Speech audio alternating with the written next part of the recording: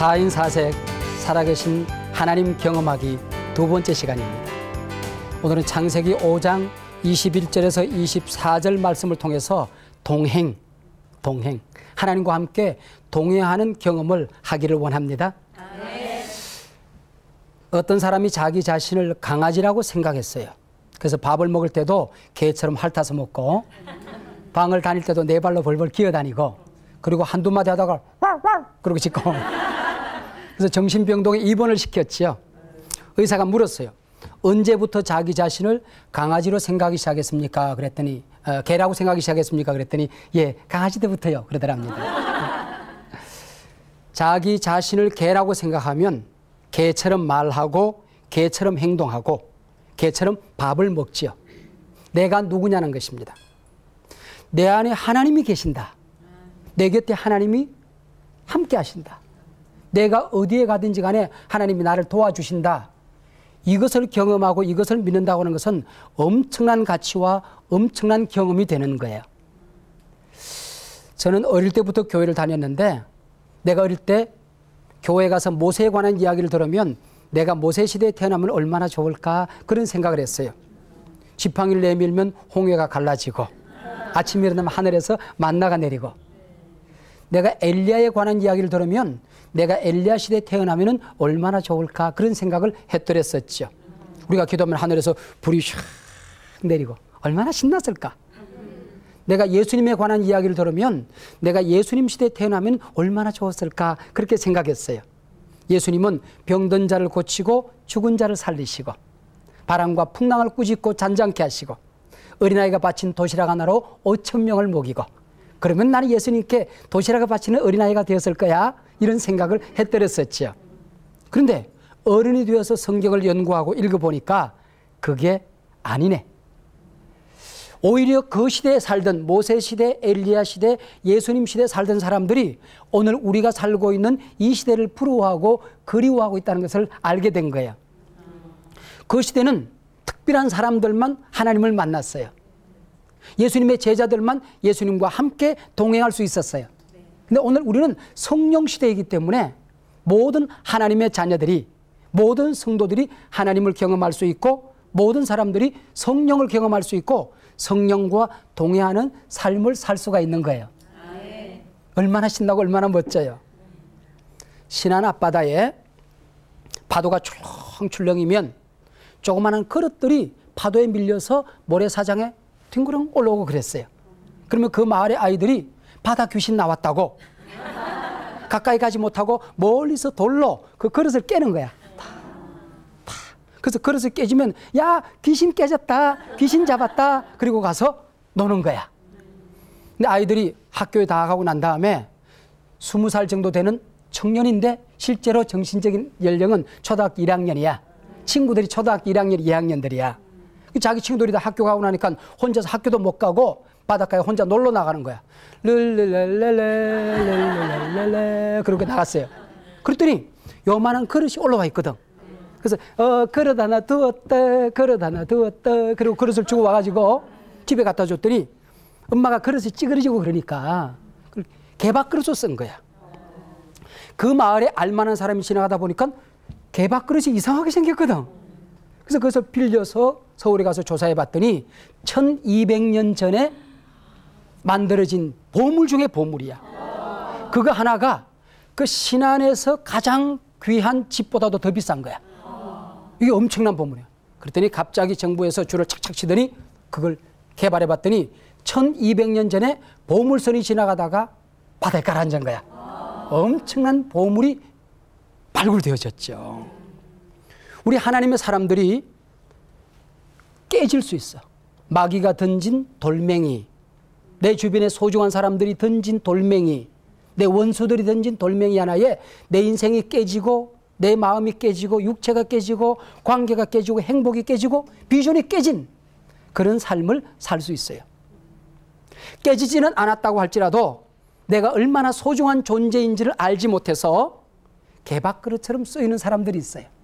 그러나 하나님과 함께 동행하게 될 때에, 하나님이 내 곁에 계신 것을 알고 경험하며 살아가게 될 때에 어디에 가든지 간에 하나님이 앞장서 인도하시고 아무도 세상 사람 나를 도와주지 않는다 할지라도 내 눈에 아무것도 안 보여도 나의 등 뒤에서 나를 도우시는 주.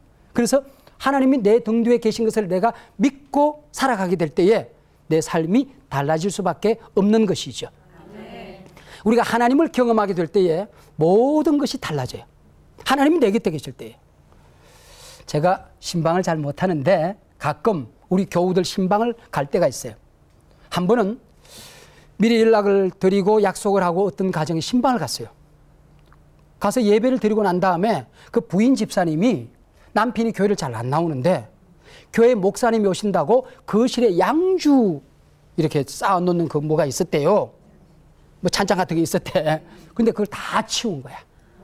집에서 담배를 피워서 목사님이 오시는데 담배 냄새 나면 안 된다고 도배를 새로 했어. 감동 먹었어요. 아니 뭐 똑같은 사람이잖아. 뭐 자기보다 나보다 더 부자로 잘 사는 사람인데 내가 간다고 그렇게 정리를 해놓았더라고요. 하나님이 내 안에 오신다고 그랬을 때에 하나님이 내 곁에 함께 가신다고 생각할 때에 언제나 하나님이 바라보고 계신다고 생각할 때에 내 인생이 달라질 수밖에 없잖아요. 살아계신 하나님 경험하기. 문제는 내가 무엇을 경험하느냐 하는 것보다도 중요한 것은 하나님. 하나님이 어떤 분인가 하는 것입니다. 달이 휘영청 밝아서 얘들아 달 좀 봐 하고 손가락으로 달을 가리켰어요. 손가락이 중요해요? 달이 중요해요? 달이 중요하죠. 그렇죠? 성경에 수많은 이적 기사 표적 사건들이 있지만은 그 사건들은 하나님을 보여주는 것이죠. 하나님이 누군가를 보여주는 것입니다. 칼뱅이라고 하는 장로교 신학의 기초를 놓으신 분이 계세요. 그분이 썼던 유명한 책이 기독교 강요 그런 책이 있는데 거기 보면 성경에 기록된 이적과 기사와 표적이 왜 기록되어졌고 왜 우리가 경험해야 될 것인가 그랬을 때에 하나님이 누구신가를 보여준다. 예수님이 누구신가를 보여준다. 그리고 그 이적과 기사와 표적 사건을 통해서 성경이 얼마나 권위 있는 책인가를 보여준다. 그것을 우리가 믿고 경험하게 될 때에 우리 신앙의 믿음이 확정되어진다. 그리고 마지막으로 하나님께서 나를 통하여 여러분들을 통하여 오늘도 동일한 그런 이적과 기사와 표적 사건들이 경험되어지게 될 때에 바로 우리가 하나님의 사람임을 보여준다.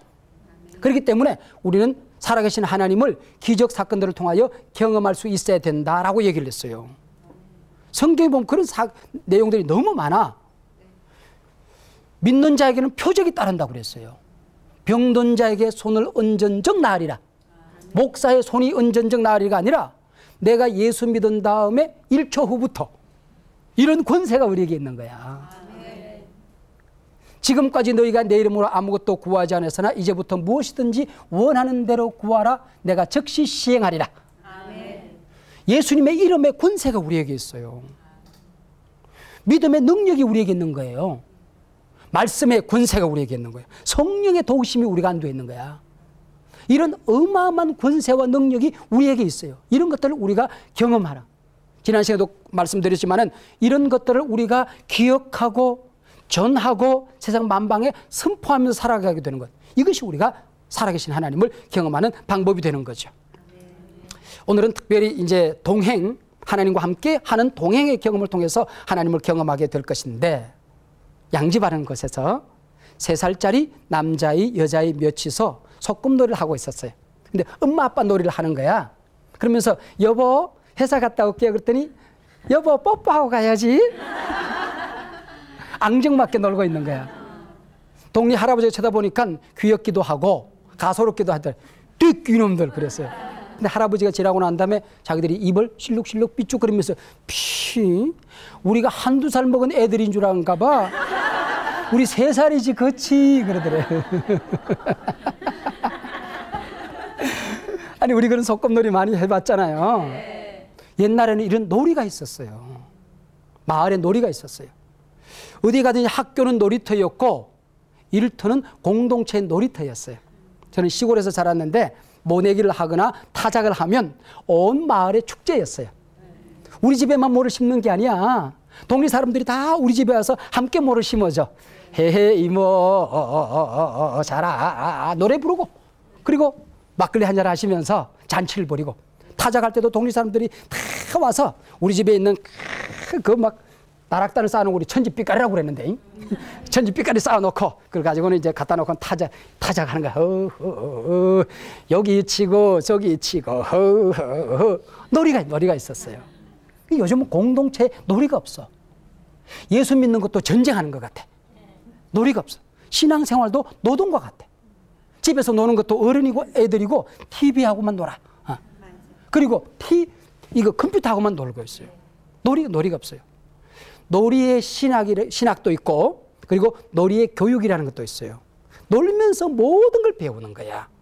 우리 인생은 하나님께서 즐기도록, 행복하도록, 하나님과도 함께 즐기고, 교회 안에서도 즐기고, 가정 안에서도 행복하고, 교회 생활도 행복하기를 하나님은 원하신다고 하는 것입니다. 하나님은 우주 만물을 만들고 사람을 만든 것도 바로 우리와 함께 행복하게 즐기시기 위해서, 동행하시기 위해서. 한 댐저 강변에 사람들이 많이 다니는 길목에 한 노인이 낡은 바이올린을 연주하면서 동전을 구걸하고 있었어요. 바이올린 연주는 노래라기보다는 음악이라기보다는 잡음처럼 들려졌어요. 아무도 관심을 기울여 주지 않았어. 근데 낯선 어떤 외국인이 지나가다가, 할아버지, 제가 돈은 준비하지 못했지만 바이올린을 몇 곡 연주해 드리면 안 되겠습니까?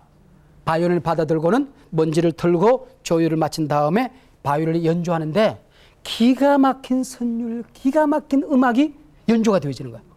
지나가던 사람들이 전부 다 지나갈 수가 없어서 그 음악에 귀를 기울이게 됐고, 사람들이 구름대처럼 몰려들었어. 할아버지의 국을 하면은 어느덧 동정과 집회가 가득 차게 되었어요. 마지막 곡을 연주할 무렵 어떤 사람이 소리를 질렀어. 봐! 저분이 이탈리아의 유명한 명연주가 파가니니 아니냐? 낡은 바이올린 하나, 누구 손에 들려지느냐에 따라서 음악이 달라졌고, 소리가 달라졌고, 값어치가 달라졌잖아요. 낡은 악기와 같은 우리네 인생, 여기서 찢겨지고 저기서 먼지 묻고 상처투성인 우리 인생, 우리 하나님의 손에 들려지게 되었을 때에 하나님이 우리 인생의 먼지를 털어내고 우리 인생을 조율하고 하나님이 내 인생을 연주하신다고 한다면 내 인생이 얼마나 멋진 연주가 될 수 있을까요? 우리네 인생이 얼마나 아름다운 곡을, 그 어마어마한 값어치를 창출할 수 있을까 하는 것입니다. 오늘 본문 창세기 5장에 보면 아담부터 시작해서 노아까지의 사람들이 쭉 기록되어 있는데 간단간단한 이력이 나옵니다. 하나님께서 사람들이 이 땅에 소중히 여기는 그 사람이 얼마만큼 가졌는가, 어떤 성공을 했는가, 어떤 출세를 했는가, 어떻게 생겼는가, 아무런 관심이 없다는 듯이 누구는 몇 살에 누구를 낳고 몇 살에 죽었더라, 누구는 몇 살에 누구를 낳고 몇 살에 죽었더라, 모든 사람이 공통적으로 기록되어지고 있어요. 그러다가 문득 에녹에 이르러서 그 필체가 달라지고 내용이 바뀌어지는데 이렇게 기록되어 있어요. 에녹은 65세에 무두셀라를 낳았고 무두셀라를 낳은 후 300년을 하나님과 동행했다. 여기 나오는 본문의 주인공 에녹은 아담의 7대 손이었어요. 7대 손. 그리고 우리가 잘 아는 노아의 친할아버지였어요. 이 땅에서 큰 기적을 베풀었던 사람도 아니고 영웅혹을 위대한 정치가 알만한 기업가도 아니었어요. 다만 300년간 하나님과 동행했다. 이것이 그의 이력의 전부고 기록의 전부야. 이 한마디를 하기 위해서 아담부터 노아까지 수많은 인물들이 등장하고 이 한마디를 기록하기 위해서 창세기 5장이라는 어마어마한 성경 한 권이 기록되게 되는 것입니다. 이게 도대체 무엇이길래? 우리가 성경을 잘 보면은 에녹 외의 모든 사람은 지냈더라, lived, 살았다 그렇게 되어 있어요. 그런데 딱 에녹 하나만큼은 worked, 동행했다 그렇게 기록하고 있어요. 죽었더라 죽었더라 죽었더라 죽었더라 그래놓고 에녹은 세상에 있지 아니하더라. 창세기 11장에도 동일한 족보가 나오는데 거기는 죽었더라 죽었더라 이런 말이 별로 없어요. 이 강조가 없어. 근데 왜 창세기 오늘 본문 5장에는 모든 사람들이 죽었더라 죽었더라 죽었더라를 반복했을까요? 바로 에녹은 죽었더라는 말이 없고 세상에 있지 아니하더라. 바로 이 에녹을 부각시키기 위해서, 에녹을 높여주기 위해서 대조법, 대비법을 쓰는 거죠. 이게 강조법이죠. 하나님과 동행하는 이 경험, 하나님이 우리와 함께 한다는 이 경험이 얼마나 어마어마한 것을 가르쳐주기 위해서 창세기 5장이 기록되었다 그런 얘기죠. 동행한다, 함께 걷는다는 거죠. 연애해 보셨어요? 네. 안 해본 사람 있겠어요? 네, 다 했겠죠. 근데 이제 연애를 하다 보면 하루 종일 놀아도 하루해는 너무 짧아요. 그래서 이제 하루 종일 놀다가 아가씨 집에 데려다 줘, 총각이. 데려다 주고 나면 헤어질 수가 없어. 그러니까 또 이제 총각 집에까지 또 가. 그러면 아가씨 혼자 또 집에 보낼 수 없잖아. 그래서 또 아가씨 집에 또 가. 그래서 헤어질 수가 없는 거야. 그래서 아예 살자. 그게 결혼이야. 그게 바로 동행이라고 하는 거죠. 그래서 24절에 보면 하나님과 에녹은 떨어질 수가 없었던 거야. 에녹이 하나님과 동행하더니 하나님이 그를 데려가심으로 세상에 있지 아니하였더라. 성경에 죽음을 맛보지 않고 하나님 나라로 직접 간 사람 둘이 있어요. 단 한 사람은 엘리야라는 사람이고 바로 오늘 본문의 에녹이라는 사람이야. 그래서 엘리야는 특별히 에녹과는 다른 상세한 표현이 되어 있어요. 하늘로 올라갔다 하는 표현도 있고 하늘로 올라가는 방법도 나와요. 그게 불수레도 나오고 불말도 나오고 회오리 바람도 나오고 또 하늘에 올라가는 것을 구경하는 사람도 나와. 대단히 자세하게 기록되어 있어요. 근데 오늘 본문의 에녹만큼은 이런 자세한 기록이 전혀 없어. 하나님의 현현, 하나님의 나타나심을 강조하기 위한 불수레, 불말, 회오리 바람 이런 것이 등장하지 아니하고 담백하게 그냥 세상에 있지 아니하더라. 하나님께서 데려가셨다. 이것만 성경에 기록되어 있어요. 많은 상상을 하게 하는 거지. 어떻게 올라갔을까?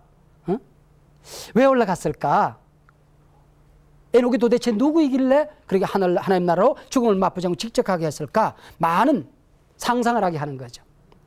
제가 신학교 다닐 때에 대개 보면 교육 전도사를 하잖아요. 네. 어린아이들에게, 주일학교 아이들에게, 교회학교 아이들에게 가르치는 그런 교육 전도사를 하게 되는데 제가 주일학교 아이들에게 설교를 할 때에 이 본문을 가지고 설교를 해본 적이 있어요. 그걸 구연동하라고 그래요. 구연동해. 성경에 나오는 얘기를 아이들이 알아들을 수 있는 이야기로 이렇게 얘기를 한 적이 있어요. 하늘에는 하나님이 사셨대. 근데 이 땅에는 하나님이 너무너무 사랑하는 에녹이 살고 있었대. 하나님은 에녹을 너무너무 사랑했고 에녹은 하나님을 너무너무 좋아하고 하나님을 따랐어. 그래서 매일 하나님과 함께 놀기를 에녹은 좋아했고 하나님도 에녹과 놀기를 너무너무 좋아했대요. 해가 동그랗게 떠오르는 아침이면 하나님이 에녹을 찾아오셨어요. 에녹아 놀자, 나 왔다. 그러면 에녹은 준비했다는 듯이 달려나와서 하나님의 손을 붙들고 놀았어요. 마을 사람들은 다 알았어요. 하나님이 얼마나 에녹을 사랑하는지, 그리고 에녹이 얼마나 하나님을 따르는지, 둘이 얼마나 서로 아끼고 소중히 여기는지 다 알고 있었어요. 이날도 하나님이 에녹아 나왔다. 그래서 어떤 날은 바다로, 어떤 날은 들로, 어떤 날은 산으로 가서 놀기도 하고 일도 하고 공부도 하고 그랬어요. 날 날씨가 너무너무 좋은 봄날이었는데 하나님께서 에녹의 손을 붙들고 저기 봐. 저 꽃이 너무너무 이쁘잖아. 저기 파도가 친다. 파도 구경 가자. 산 넘어가자. 근데 너무 멀리 가버렸어요. 해가 수산에 넘어갔는데 돌아올 수가 없는 거예요. 하나님께서 에녹을 혼자 빈들에 버려둘 수가 없었어요. 에녹아 그냥 하나님이 사는 저 하늘나라로 같이 가자. 그래서 하나님이 에녹의 손을 잡고 하나님 나라로 둥실 또 올라가는 거예요. 마을 사람들은 전부 다 하늘을 바라봤어요. 저 봐! 하나님이 에녹을 데리고 하나님 나라로 가셔. 에녹이 하나님 손 붙들고 저 하늘나라로 간다. 모든 사람들이 바라보았어요. 이걸 성경에서는 동행이라고 하는 거예요. 여러분 예수 믿는 게 뭔지 알아요? 바로 이렇게 하나님과 함께 노는 거예요. 학교 갈 때도 여러분 혼자 가면 안 돼요. 하나님의 손 붙들고 가는 거야. 들에 나갈 때도 가자 어디로 들러 산으로. 하나님 손 붙들고 들에 가는 거야. 공부할 때도 하나님 내가 왜 이거 공부해야 돼요? 하나님하고 물어보고 하나님하고 학교 가고 공부하고 그러는 거예요. 우리가 하나님 앞에 갈 때까지 하나님하고 동행하다가 어느 날 눈이 감겨져서 떠여지지 않으면, 우리가 갑자기 눈을 땡그랑 뜨면 거기 하나님이 계신다. 하나님이 나를 벌써 천국으로 데려간 거예요. 이 세상에서 하나님과 동행하던 사람이 천국에서 영원히 동행한대요. 이렇게 가르쳤어요. 아이들에게 동행이라는 게 뭔지 설명 이해가 되잖아, 그죠? 나는 하나님이 너무너무 좋고, 하나님은 나를 너무너무 좋아하고, 나 하나님 너무 사랑하고, 하나님 나를 너무너무 사랑하고, 하나님 나 없이 살 수 없고, 나 하나님 없이 살 수 없는 이런 행복한 관계, 이걸 이름하여 동행이라고 하는 거예요. 역사가 흐르고 시간이 흐른 다음에 히브리서라는 성경이 신약에 나오는데, 바로 이 창세기 5장에 나오는 이 동행했다는 기록을 이렇게 기록하고 있어요. 히브리서 11장 5절인데 그냥 듣기만 해보세요. 믿음으로 에녹은 죽음을 보지 않고 옮겨졌으니 하나님이 그를 옮기심으로 다시 보이지 아니하였느니라. 그는 옮겨지기 전에 하나님을 기쁘시게 하는 자라는 증거를 받았느니라. 동행이 뭐예요? 하나님을 기쁘시게 하는, 하나님 기쁘시게 하는. 어떤 어려움이 있어도 기쁘시게 하는 거. 찬송가에 보면 동행에 관한 찬송들이 나와.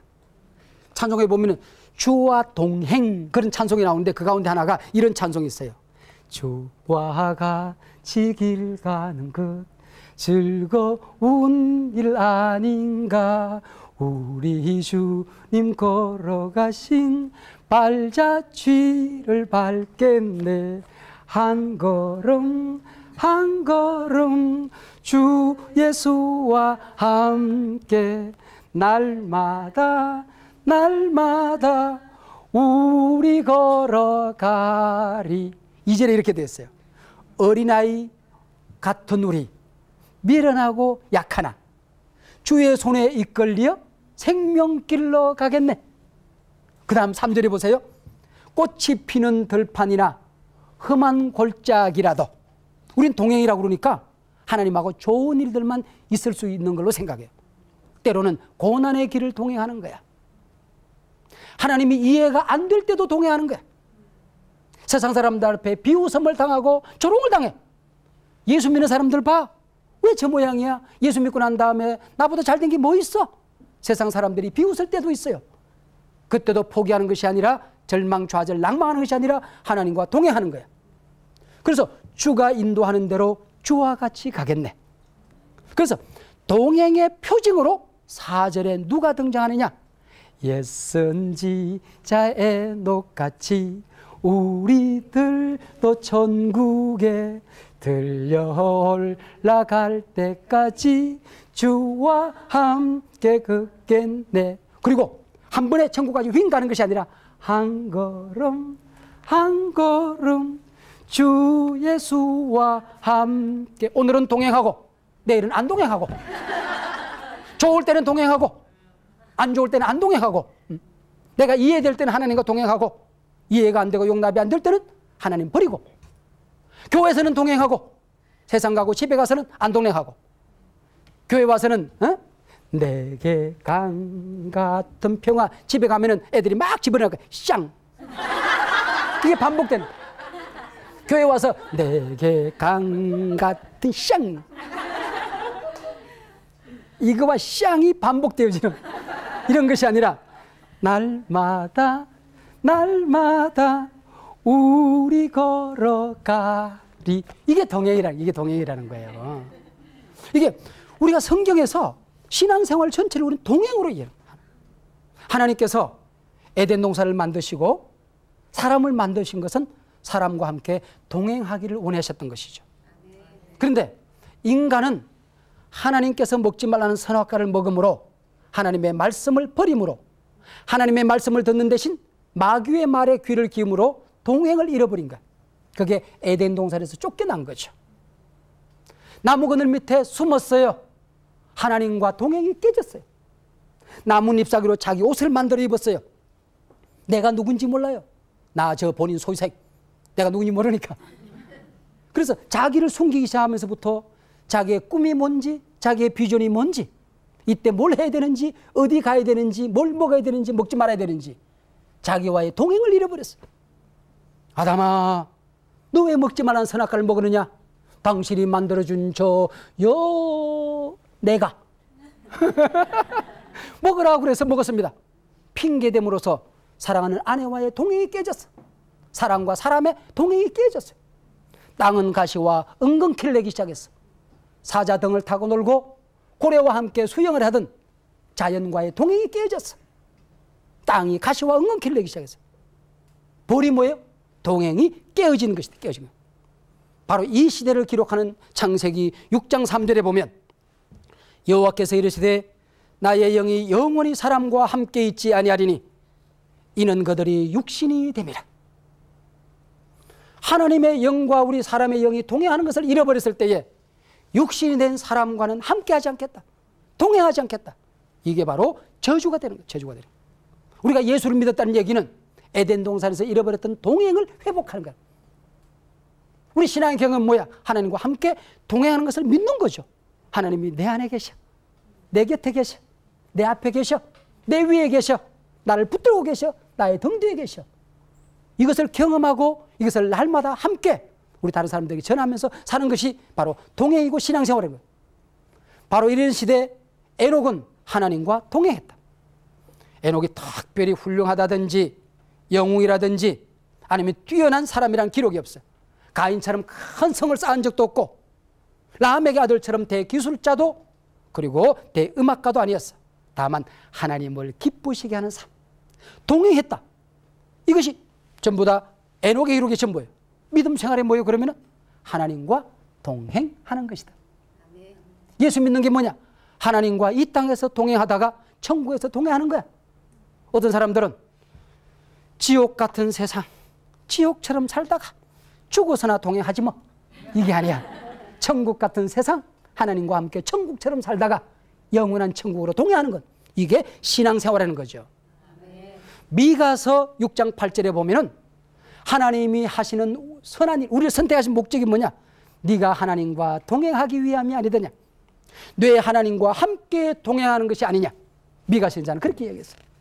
하나님이 우리에게 기대하시는 가장 위대한 선은 바로 하나님과 동행하는 거예요.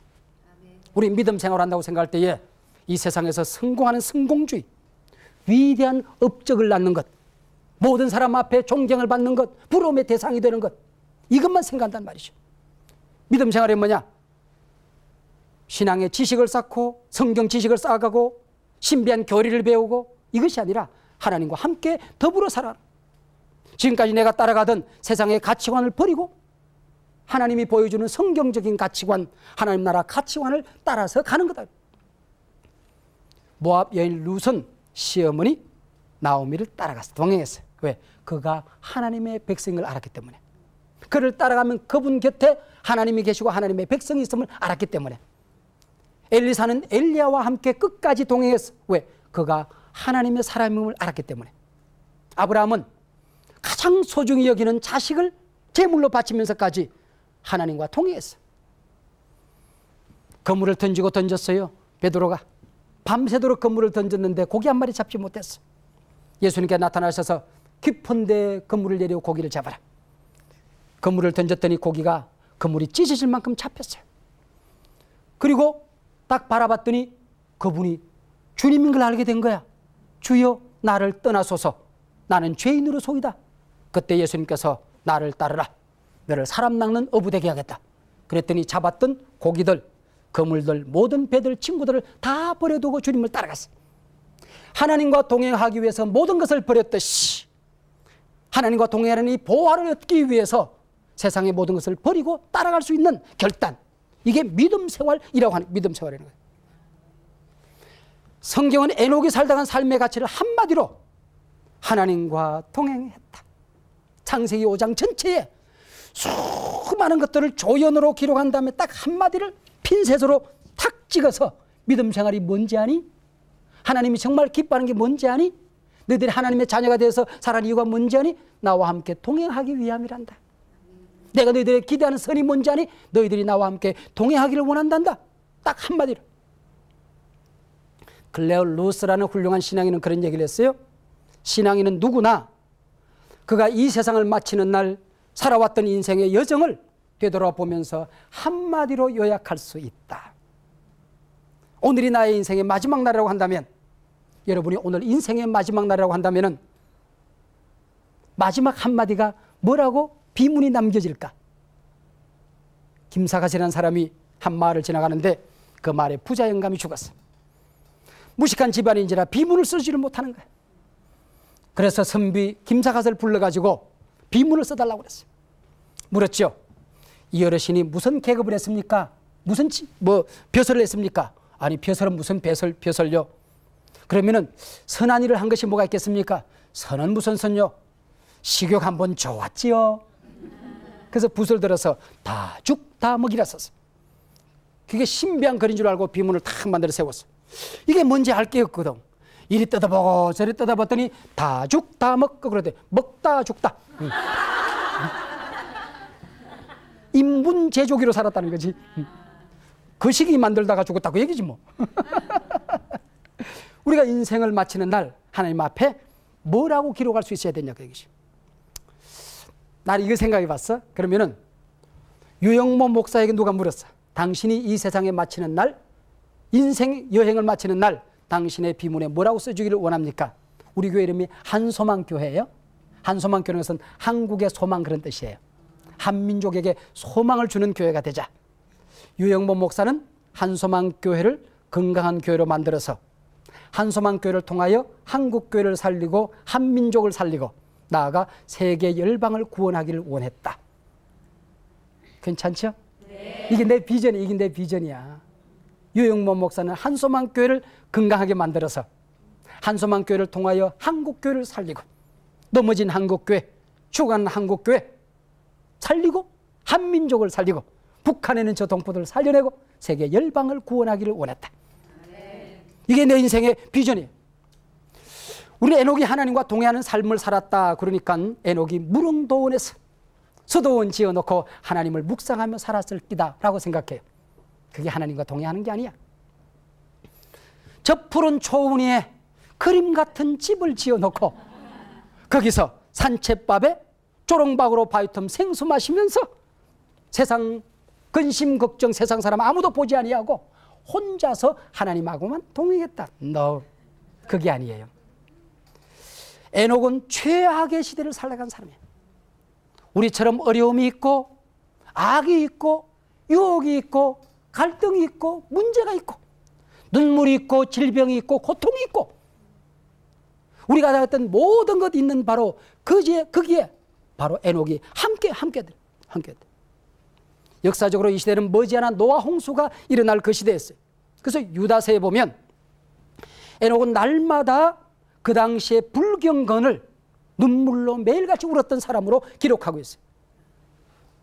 너무 바쁘기 때문에 나는 하나님과 동행 못해요. 이런 사람을 에녹이 꾸중하고 있는 거죠. 세상이 너무 악하기 때문에요. 동행할 수가 없어요. 하나님, 에녹이 나무라고 있어요. 병들어도 병든 상태에서 우리 하나님과 동행하는 거야. 건강하면 건강한 대로 이유가 있는 게고 병석에서는 병석에서 하나님과 동행하는 방법이 있는 거예요. 출세하고 성공하고 높은 자리에 올라가면 거기서 하나님과 동행할 이유가 있고 방법이 있어요. 때로는 실패하고 넘어졌으면 넘어진 그 자리에서 하나님과 동행하는 이유가 있고 방법이 있는 거예요. 자식들이 때로는 속을 썩여도 한번 이걸 생각해봐. 에녹이 이렇게 오랫동안 살았다고 한다면 아마 자식들을 계속해서 낳고 또 낳았다고 하면 수천 명의 자녀들을 거느리고 살았을 거예요. 세상 사람들 연인들 연애하다가 하루엔 너무 짧아요. 맨날 이 집 저 집 왔다 갔다 하는데 조금 시들해지면 여자가 버스 타는 거 보고 자기 집에 먼저 가요. 그리고 냉랭해지면 집 버스가 먼저 오면은 잘 가! 그러고 지가 먼저 타고 가요. 세상에는 변덕투성이죠. 그러나 에녹은 뭐라고 그랬어요? 300년을 하나님과 동행했다는 것이 변함없이. 시련이 있어도 고통이 있어도 문제가 있어도 눈물이 있어도 갈등이 있어도 하나님과 동행하는 삶을 살았다. 신앙은 끝까지 동행하는 거야. 믿음 생활은 입학은 있는데 졸업은 없다. 시작은 있는데 끝은 없다. 죽어야 끝이 나는 거야. 하나님 나라로 동행으로 이어지는 것이지 중간에 쉬는 게 없다 그러니. 우리가 교회를 섬기다가도 가정에서 있으면서도 지칠 때가 있고 낙심할 때가 있고 하나님이 원망스러울 때도 있어. 에녹도 그랬어. 그럼에도 불구하고 그때마다 하나님과 동행하는 삶을 사는 게 진정한 동행이라는 거죠. 오늘 본문을 읽어 내려가다 보면 우리의 눈길을 머물게 하는 놀라운 단어 하나가 있어요. 22절이에요. 무두셀라를 낳은 후 300년을 하나님과 동행하며.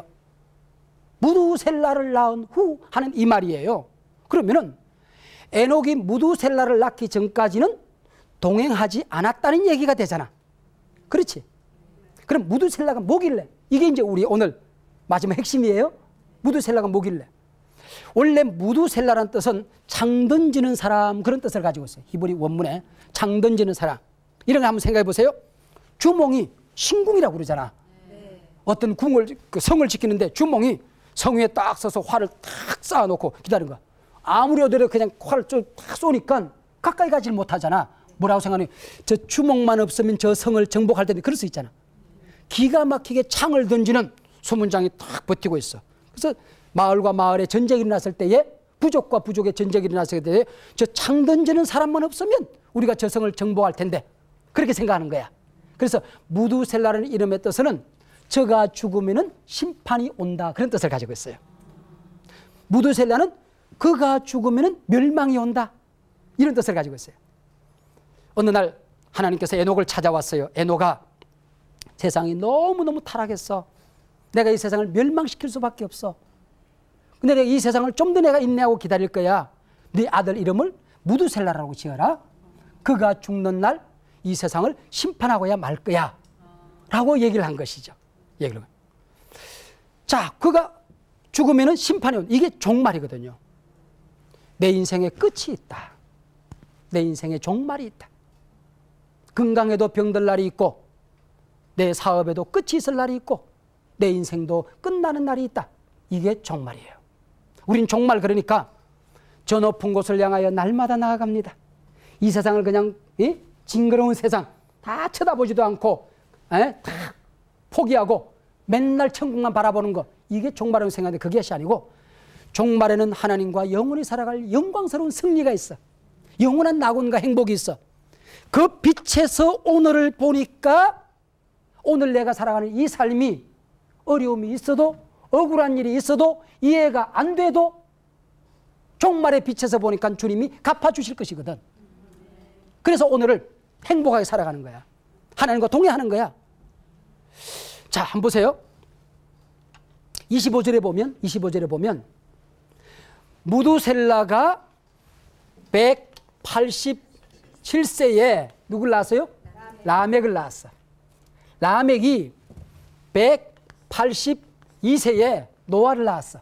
그러면 노아가 태어날 때 할아버지 무두셀라 나이가 몇 살이에요? 369세야. 그러지? 근데 창세기 7장 11절에 보면은 노아 홍수가 몇 살에 났냐면은 노아가 600세 되던 해에 그랬어. 600세. 그러면은 몇 살이에요? 969세. 홍수가 나던 날 무두셀라가 몇 살이에요? 969세가 된 거야. 성경에 제일 오래 산 사람이 누구예요? 무두셀라. 무두셀라가 969세를 살았어요. 무두셀라가 죽는 시간에 홍수가 쏟아진 것이죠. 멸망이 온 것이죠. 우리가 왜 심판이 이렇게 늦게 왔는지, 무두셀라가 왜 이렇게 오래 살았는지 알죠? 아무도 멸망하기를 원치 않았던 거지. 한 사람이라도 더 구원하기를 원했던 거지. 저 인간 그냥 하나님께서 탁 벌을 내려서 썰어갔으면 좋겠는데 왜 살려두는지. 저놈의 세상, 저 윗동네 그냥 싹 썰어버리고 빨리 통일했으면 좋겠는데 왜 살려두는지. 그들 가운데도 구원해야 될 하나님의 백성이기 때문에. 지금은 우리 아들, 딸들이 다 컸어요. 청년이 됐는데 우리 아이들이 어릴 때에 작은 놈은 남자이고 큰애는 여자애인데 남자애는 싹싹해가지고 조금만 잘못하면 잘못하다고 빌어. 그럼 때릴 수가 없어. 근데 누나는 고집쟁이야. 잘못했다 소리를 안 해. 그 잘못된 소리를 안 하니까 잘못했다 그래 용서해 주잖아. 그러니까 잘못했다 그래 고집을 피우는 거야. 너 10살 동안에 잘못했다 소리 안 하면 때린다. 세는 거야. 하나, 둘, 셋, 8. 그러면은 누가 불안해? 내가 불안한 거야. 저놈 자식 아직도 잘못된 소리. 그러면 큰 소리 걸라. 아홉! 이래. 열 그러면 때려야 되잖아. 열을 못하고 머뭇거리는 거야. 계속 머뭇거려서 보니까 9반! 이래. 그럼 또 잘못된 소리. 9반에 반! 그 다음에 마지막에서 9반에 반! 때리고 싶은 거야? 안 때리고 싶은 거야? 안 때리고 싶은 거지. 하나님께서 안 때리고 싶은 거예요. 주의 약속은 어떤 애들이 더디다고 생각하는 것 같이 더딘 것이 아니라 오직 주께서는 너희를 대하여 오래 참으사 아무도 멸망하지 아니하고 다 회개하기에 이르기를 원하시느니라. 아멘. 역사에 종말이 있어요. 끝이 있어요. 그러나 하나님은 우리 모두가 하나님을 경험하고 돌아오기를 원하는 거예요. 끝이 있다는 것을 알았을 때 이 에녹은 하나님과 동행하기 시작한 거야. 역사에 종말이 있다는 걸 생각하게 될 때에 그때부터 하나님을 사랑하기 시작한 거야. 여러분 시한부 종말론처럼 몇 월 며칠 날 하나님이 오신다는 것은 아니지만 반드시 종말이 있거든요. 몇 월 며칠 날 예수님께서 오신다고 말하면 그 이단이야. 그런데 나는 알아. 가르쳐줘요? 종말을 날짜를 예언하면 그 이단이라니까. 근데 나는 안다니까. 따라하세요. 뭐년, 뭐월, 뭐일, 뭐시, 뭐분, 뭐초. 이날 예수님 재림하는 거예요. 알죠? 반드시 예수님. 역사의 끝이 있고 내 인생의 마무리가 있고 그걸 들고 하나님 앞에 서야 할 것을 깨달았을 때에 에녹은 하나님과 동행하기 시작했어요. 여러분 우리가 하나님을 경험하게 될 때에 날마다의 삶을 속에서 때로는 고난 가운데서 때로는 갈등과 어려움 가운데서 때로는 행복 가운데서 형통 가운데서 날마다 한 걸음씩 하나님을 경험하고 동행하는 삶, 이게 멋지고 행복한 신앙생활이에요. 다음 시간 또 다른 기적 사건을 통해서 살아계신 하나님을 경험하게 될 줄로 믿는다고 이 연사 외칩니다. 네, 감사합니다. 우리가 성경에서 신앙생활 전체를 우리 동행으로 이해합니다. 하나님께서 에덴 동산을 만드시고 사람을 만드신 것은 사람과 함께 동행하기를 원하셨던 것이죠. 우리가 예수를 믿었다는 얘기는 에덴 동산에서 잃어버렸던 동행을 회복하는 거예요. 우리 신앙의 경험은 뭐야? 하나님과 함께 동행하는 것을 믿는 거죠. 하나님이 내 안에 계셔, 내 곁에 계셔, 내 앞에 계셔, 내 위에 계셔, 나를 붙들고 계셔, 나의 등 뒤에 계셔.